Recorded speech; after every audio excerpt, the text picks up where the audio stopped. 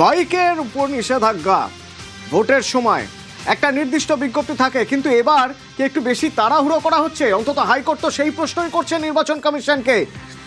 হাইকোর্টের প্রশ্নের মুখে কমিশন ফের একবার বাইক বন্ধে হাইকোর্টের প্রশ্নের মুখে।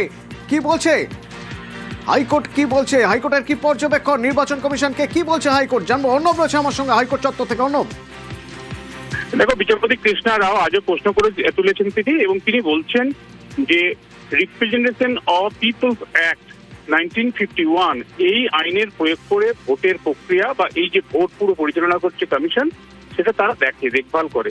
এবং সংবিধানের 324 থেকে 327 নম্বর ধারা পর্যন্ত যে বিষয়গুলি বলা আছে তার মধ্যেই এই অ্যাক্টের কথা বলা আছে, অর্থাৎ সেখান থেকে এসছে। কিন্তু কোন আইনে নির্বাচন কমিশন বাইকের উপর নিষেধাজ্ঞা চাপিয়ে দিচ্ছে একটা নির্দিষ্ট দিনের আগেই, ভোটের নির্দিষ্ট দিনের আগে? শুধু তাই না, সাধারণ মানুষের বাইকে বেরোতে পারবে না এই নিষেধাজ্ঞা চাপাচ্ছে, এবং সেই ক্ষমতাটা কমিশন কোন আইন থেকে পাচ্ছে এটা দেখতে চান বিচারপতি, এবং এই প্রশ্নও তোলেন। এবং কমিশনের তরফে যুক্তি দেওয়া হয়েছিল, কারণ বাইক যদি তারা প্রতিহত করতে পারে সেক্ষেত্রে প্রচুর সুবিধা হয় ভোটকে সুষ্ঠুভাবে পরিচালনা করার প্রশ্নে। 1996 সালে প্রথমবারের জন্য এইরকম রেস্ট্রিকশন তারা নিয়ে আসে। কিন্তু মামলাতে যে বিষয়টি আছে, রাজ্যের অ্যাডভোকেট জেনারেল জানান নির্দিষ্ট করে কোনো আইনের কথা কোথাও লেখা নেই, কমিশন এই আইনের জায়গাটাই ব্যাখ্যা করে দিক। এবং শেষমেশ যেটা পরিষ্কারভাবে বিচারপতি মামলা শুনানি শেষের দিকে বলেন যে কমিশন সুষ্ঠু ভোটের জন্য 29শে এপ্রিল দ্বিতীয় দফার ভোট তার একদিন আগে, অর্থাৎ 28শে এপ্রিল রাত্রে তারা তার রেস্ট্রিকশন আনতে পারে, কিন্তু তার 2 দিন আগে 3 দিন আগে আদালতে মনে হয়েছে সেটা প্রাসঙ্গিক নয়।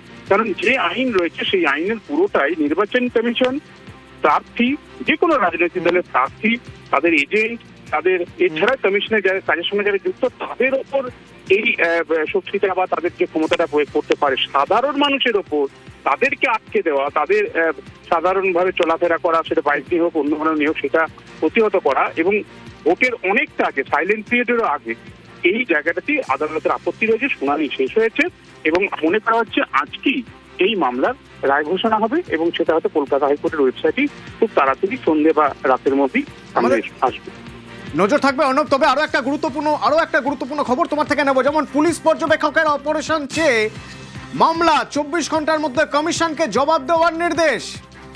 তৃণমূল এই মামলা করেছিল, আর সেই মামলায় কমিশনকে জবাব দেওয়ার নির্দেশ হাইকোর্টের। এ বিষয়ে একটু বিস্তারিত জানবো অর্ণব।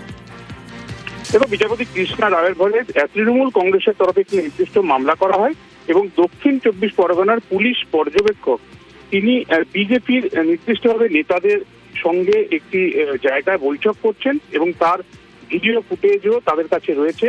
কিন্তু কিভাবে একজন পুলিশ পর্যবেক্ষক তিনি নিরপেক্ষভাবে কাজ করবেন এই জায়গাটাতে, কিভাবে বিজেপি বেছে বেছে বিজেপি নেতাদের সঙ্গে তিনি কথা বলছেন, এই বিষয়টা স্পষ্ট করতে চায় তৃণমূল কংগ্রেস। এবং নির্বাচন কমিশনকে নির্দিষ্টভাবে অভিযোগ জানানোর পরও কোনো রকম পদক্ষেপ করা হয়নি, তাই কলকাতা হাইকোর্টে মামলা করা হয়, এবং কমিশনের তরফে জানানো হয় যে বিজেপি কেন, যে কোনো রাজনৈতিক দলই পুলিশ পর্যবেক্ষকের সঙ্গে কথা বলতে পারে, এটাতে কোনো সমস্যার কিছু নেই। কিন্তু বিচারপতি বলেন যদি সমস্যার কিছু না থাকে তাহলে যে রাজনৈতিক দল এই অভিযোগ আনছে সেই অভিযোগের উত্তর কেন নির্বাচন কমিশন দিচ্ছে না। এবং 24 ঘন্টার মধ্যেই লিখিত আকারে তৃণমূল কংগ্রেস যে অভিযোগ এনেছে দক্ষিণ 24 পরগনার পুলিশ পর্যবেক্ষকের বিরুদ্ধে, সে বিষয়ে তাদের কি বক্তব্য তা লিখিত আকারে জানানোর জন্য তৃণমূল কংগ্রেসকে জানাবে কমিশন, এই নির্দেশও দিয়েছেন বিচারপতি কৃষ্ণা রাও। ধন্যবাদ অর্ণব।